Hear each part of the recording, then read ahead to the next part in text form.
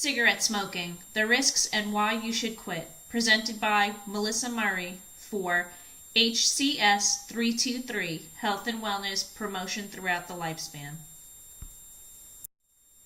The health risks of smoking. Cigarette smoke contains the addictive substance nicotine, as well as tar, carbon monoxide, and other carcinogens which are cancer-causing agents.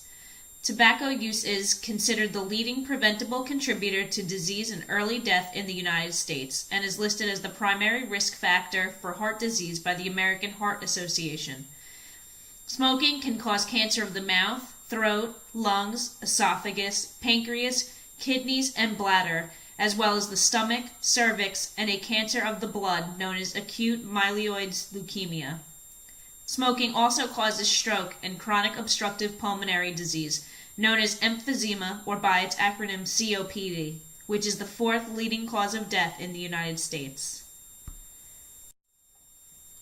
Why should you quit smoking?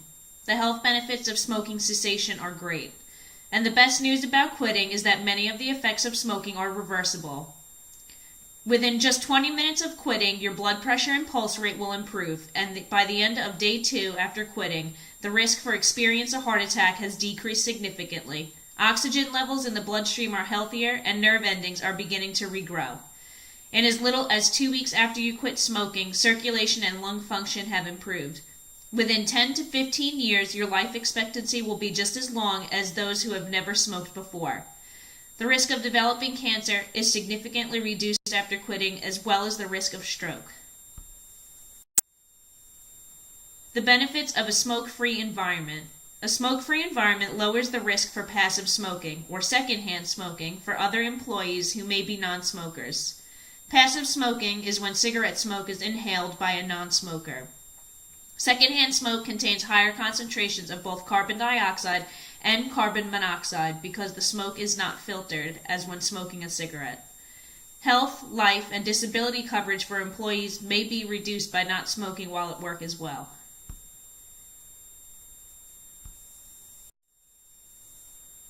Behavior change theories allow people, including physicians, friends, and family, to realize that behavior change is rarely a discrete single event. Behavior change occurs gradually, and by using these theories, interventions can be tailored from simple education to starting the use of a cessation aid.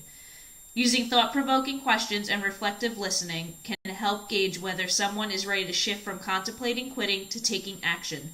Understanding the stages of change allows programs to be tailored to an individual, thereby optimizing their chance for successful cessation. Being a positive role model. Role models, both positive and negative, affect the lives of many people around them, even when they do not realize that others look up to them.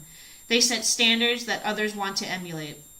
It is important to be a good role model by influencing the actions of others in a positive manner.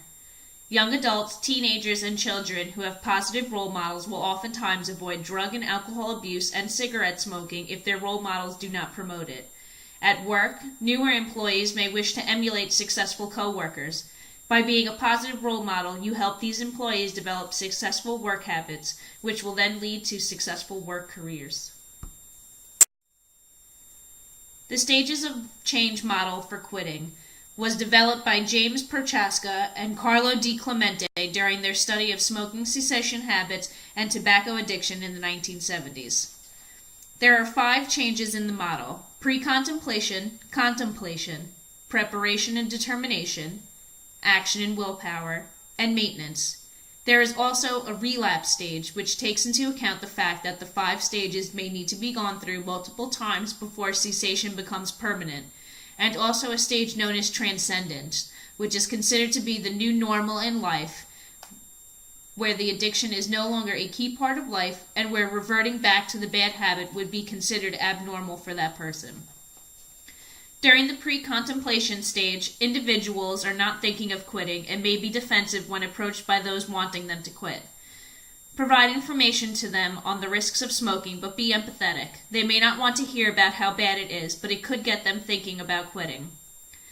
During the contemplation stage, individuals are aware of the consequences of smoking, but they are weighing the pros and cons. At this stage, individuals will be more open to education on their bad habit.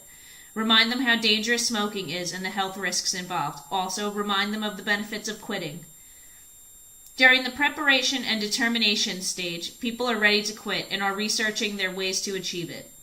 Help someone in this stage understand that this will change their lifestyle. Offer support and education on smoking cessation aids for them. During the action willpower stage, this is when the real quitting occurs. People in this stage are going to take action to quit and will utilize their willpower to avoid smoking. Now is the time when true support is needed, which is essential to quitting. This is the shortest of the stages and can last from as little as 1 hour to as long as 6 months. After the willpower stage, there is the maintenance stage. At this point, the willpower has won, and people will enter the maintenance stage where they must avoid the temptations to return to smoking. During this stage, they will be acquiring new skills to avoid relapse. When trying to quit, there are a number of aids that can be used to help. Nicotine replacement therapy is one cessation aid that can be used to help when you decide quitting. NRT can help with the withdrawal symptoms and cravings from giving up cigarettes.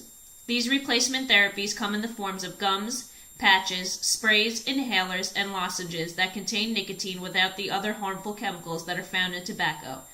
Many of these are also available over the counter at local stores such as Rite Aid, CVS, and Walmart. There are also drugs that require the prescription of a doctor that can assist with quitting. Bupropion, an extended-release antidepressant, helps to reduce the symptoms of nicotine withdrawal without providing actual nicotine. Another prescription medication is Chantix.